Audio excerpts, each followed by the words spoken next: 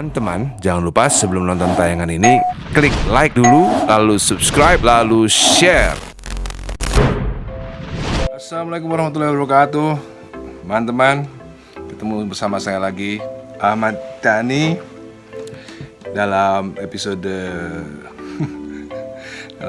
konspirasi ya. Terus terang, jika itu tidak menyangkut agama, saya sendiri adalah orang yang cukup percaya bahwa COVID-19 ini adalah bagian daripada konspirasi dunia.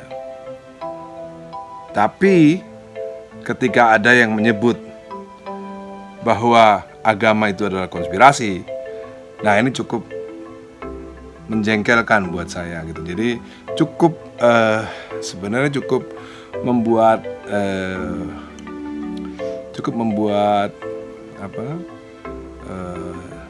darah panas ya, karena saya masih muda teman-teman.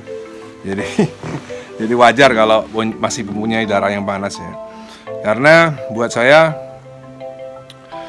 nomor satu nih teman-teman ya. Buat saya agama itu nggak boleh dibuat main-main. Sebenarnya bukan buat saya sih, sebenarnya kalau di agama saya, agama Islam, itu agama itu tidak untuk dibuat main-main. Jadi agama itu sesuatu yang serius. Maka dari itu para pendiri bangsa kita, our founding father, itu menempatkan sila pertama adalah ketuhanan yang Maha Esa. Kenapa enggak nomor 5 misalnya? Karena apa? Ya karena memang agama itu sebuah atau sesuatu yang sakral gitu. Karena pendiri republik ini, ingat, pendiri republik ini itu hampir sebagian besar adalah muslim dan sebagian besar juga ulama. Artinya mereka yang mengerti dan paham agama gitu. Jadi maka dari itu sila pertama adalah ketuhanan yang Maha Esa. Jadi jangan coba sekali-kali bermain-main dengan agama.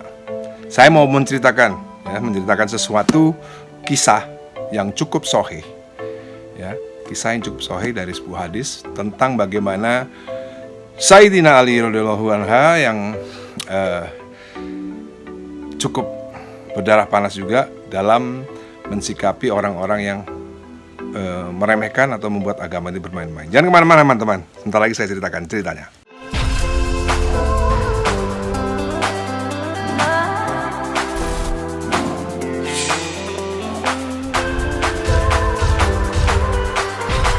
Teman-teman, kembali lagi bersama saya Ahmad Dhani. Saya sudah berjanji akan menceritakan sebuah kisah yang tidak begitu panjang ya, tentang bagaimana agama Islam itu menempatkan sebuah agama itu bukan sesuatu yang untuk dipermainkan atau diolok-olok, menjadi olok-olok ya. Ini adalah sebuah kisah ketika Nabi Muhammad pasca Isra Mi'raj. Ketika itu ada yang percaya, ya, ada yang tidak percaya, ada yang nyinyir bahkan. Nyinyir. Salah satu ada seorang Yahudi yang nyinyir. Dia bertemu Nabi Muhammad SAW dan berkata, "Hei Muhammad, katanya kamu habis Isra Mi'raj, katanya kamu habis terbang dari Masjidil Haram ke Masjidil Aqsa dalam hitungan detik. Katanya kamu habis terbang dari Masjidil Aqsa ke Sidratul Muntaha, katanya kamu ketemu Allah, ketemu Tuhan katanya. Sekarang saya mau bukti," kata si Yahudi itu. "Coba angkat kaki kirimu." Nabi Muhammad dengan tenang mengangkat kaki kirinya. Lalu Nabi Muhammad disuruh lagi sama oleh Yahudi, "Oke, kaki kirimu sudah diangkat. Sekarang angkat kaki kananmu." Nabi Muhammad pun mengangkat kaki kanannya dan terjatuh. Lalu si Yahudi itu tertawa terbahak-bahak. Wah, katanya bisa time travel, katanya bisa pakai pesawat dengan kecepatan cahaya, orang ngangkat kaki aja jatuh katanya. "Mana penjelasanmu?" Nabi Muhammad dengan santun berkata, "Aku tidak bisa menjelaskan, biar Ali yang menjelaskan." Maksudnya Sayyidina Ali radhiyallahu anhu.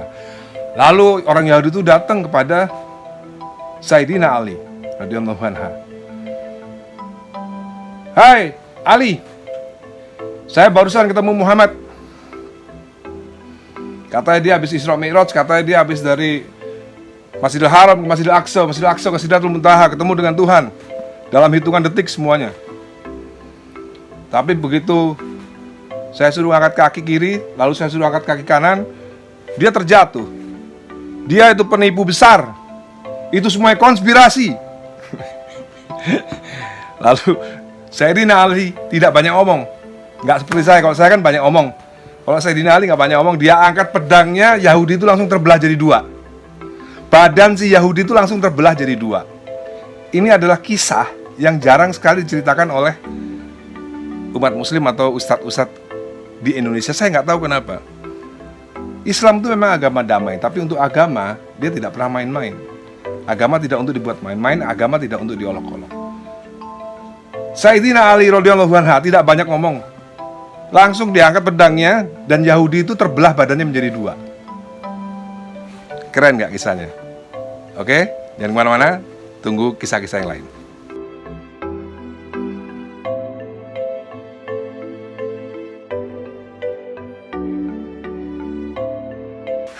Teman-teman, itulah tadi satu kisah bagaimana bahwa agama itu tidak bisa dibuat main-main ya. Maksud saya gini, boleh agama itu dibuat main-main, tapi jangan di Indonesia. Di Amerika boleh, di Inggris boleh. Karena apa? Karena di Indonesia ini adalah negara ya. Ingat lagi, tanamkan dalam kepalamu ya, tanamkan dalam kepalamu. Indonesia ini, NKRI ini dibangun oleh para ulama, didirikan oleh para ulama yang merelakan Pancasila kepada bangsa Indonesia. Ingat, maka dari itu sila pertama adalah ketuhanan yang Maha Esa. Jangan sekali-sekali meremehkan agama. Nomor satu ya. Nah, sekarang saya mau menjelaskan tentang apa itu konspirasi. Saya akan jelaskan apa itu konspirasi. Salah satu contoh konspirasi yang menurut saya itu sahih, itu adalah sebuah konspirasi.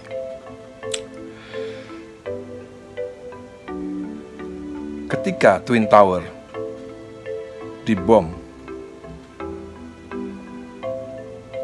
gedungnya rontok. Saat pertama kita menonton adegan itu tahun 2001, kita percaya.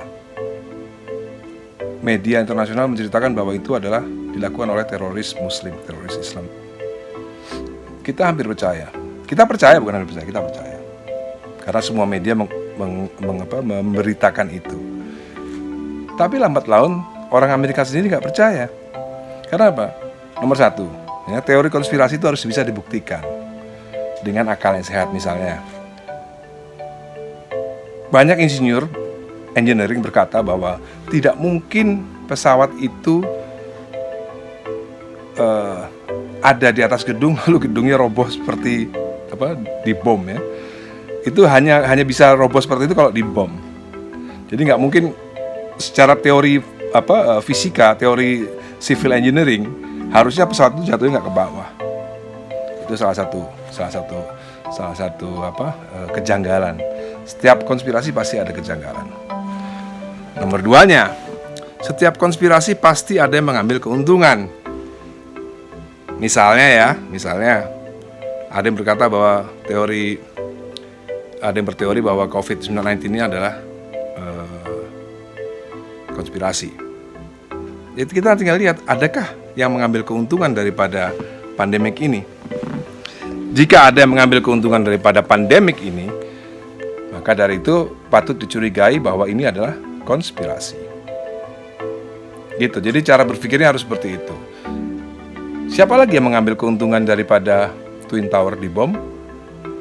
Tentunya para pedagang senjata, mafia senjata. Kenapa?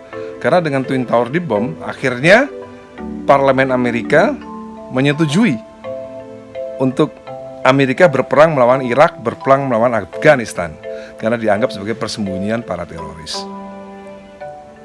Ada yang diuntungkan daripada dibomnya Twin Tower itu. Jadi teori konspirasi itu cara berpikirnya harus seperti itu.